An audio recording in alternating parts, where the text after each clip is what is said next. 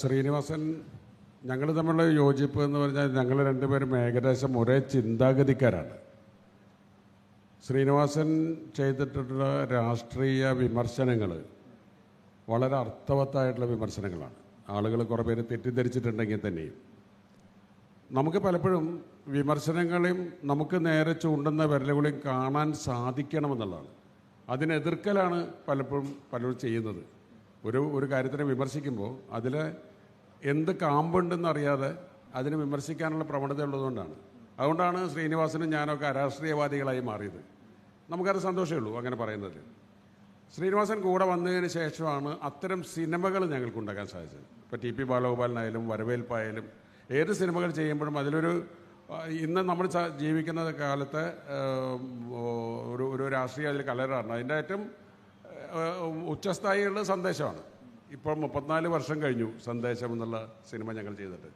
സന്ദേശം ഞങ്ങളുടെ കയ്യിൽ നിന്ന് പോയി കഴിഞ്ഞു. അപ്പോൾ ഇപ്പോഴും അതിൻ്റെ പ്രസക്തി നഷ്ടപ്പെട്ടിട്ടില്ല എന്ന് പറയുന്നത് അതിൻ്റെ ഒരു നിരീക്ഷണം തന്നെയാണ് അന്നത്തെ കാലത്തെ. അപ്പോൾ ശ്രീനിവാസൻ വാസം വന്നതിന് ശേഷമാണ്, എൻ്റെ കൂടെ കൂടിയതിന് ശേഷമാണ് സിനിമയിൽ രാഷ്ട്രീയം എങ്ങനെ ഉപയോഗിക്കാം എന്ന് നമ്മൾ ചിന്തിച്ചു തുടങ്ങിയത്. അത് വാസ്തവത്തിൽ ഒരു തമാശ എന്ന് പറയുന്നത്, സന്ദേശം ഇറങ്ങിയ കാലത്തായാലും ഇപ്പോഴായാലും അതിൽ പരാമർശിച്ചിരിക്കുന്ന പേര് പറഞ്ഞിട്ടല്ലെങ്കിലും പരാമർശിച്ചിരുന്ന രണ്ട് പാർട്ടികളുടെയും ഒരുപാട് നേതാക്കൾക്ക് ആ പടം അന്നും ഇഷ്ടമാണ്, ഇന്നും ഇഷ്ടമാണ്. മനസ്സിലായില്ലേ?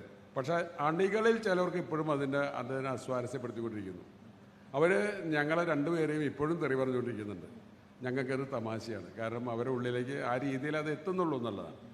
അപ്പം പൊളിറ്റിക്കൽ സറ്റയറാണ് ഞങ്ങൾ രണ്ടാളും നോക്കുന്നത്. ഇപ്പം ദാമോദരൻ മാഷ് എഴുതിയ പോലെ രാഷ്ട്രീയ വിമർശനങ്ങളല്ല. മാഷ് ശരിക്കും പറഞ്ഞാൽ രാഷ്ട്രീയത്തിന് തൊഴിലാളി വർഗത്തിനും അല്ലെങ്കിൽ അല്ലാത്ത ആൾക്കാർക്കും രൂക്ഷമായ ഭാഷയിലുള്ള, നമ്മളങ്ങനെയല്ല. നമ്മൾ ആരെയാണ് കളിയാക്കുന്നത് വെച്ചാൽ ആ കളിയാക്കപ്പെടുന്നവർക്ക് പോലും അത് എൻജോയ് ചെയ്യാൻ പറ്റുന്ന വിധത്തിലാണ്. നമ്മളെന്തുകൊണ്ട് തോറ്റു എന്ന് പറയുന്ന വിഷയം ഇപ്പോഴും അങ്ങനെ തന്നെയാണല്ലോ, പ്രസക്തമാണല്ലോ. അന്നും ഈ 34 കൊല്ലം മുമ്പ് അതിൽ എഴുതിയിട്ടുള്ളത് അവർ തമ്മിൽ പ്രഥമ ദൃഷ്ടിയ ഇരുചേരിയിലാണെങ്കിലും അവർ തമ്മിലുള്ള അന്തർധാര സജീവമായിരുന്നു എന്നാണ്. അതാണ് ഈ തദ്ദേശ തെരഞ്ഞെടുപ്പിലും ആളുകൾ പറയുന്നത്. ഇനി വരാൻ പോകുന്ന നിയമസഭാ തെരഞ്ഞെടുപ്പ് കഴിഞ്ഞാലും തോറ്റ പാർട്ടിക്കാർ പറയുന്നത് മറ്റവർ തമ്മിലുള്ള അന്തർധാര സജീവമായിരുന്നു എന്നാണ്. അപ്പോൾ അതിൻ്റെ ഹ്യൂമർ ആസ്വദിക്കാൻ പറ്റുന്നവരാണ് കേരളത്തിലെ ബഹുഭൂരിപക്ഷം. ഈ ഇരിക്കുന്ന ആളുകൾക്ക് മുഴുവൻ അറിയാം. നമ്മുടെ മനസ്സിലൊക്കെ ഓരോ രാഷ്ട്രീയമുണ്ട്, പക്ഷെ അതിൻ്റെ ഉള്ളിൽ നടക്കുന്ന തമാശകൾ നമ്മൾ കാണുന്നുണ്ട്.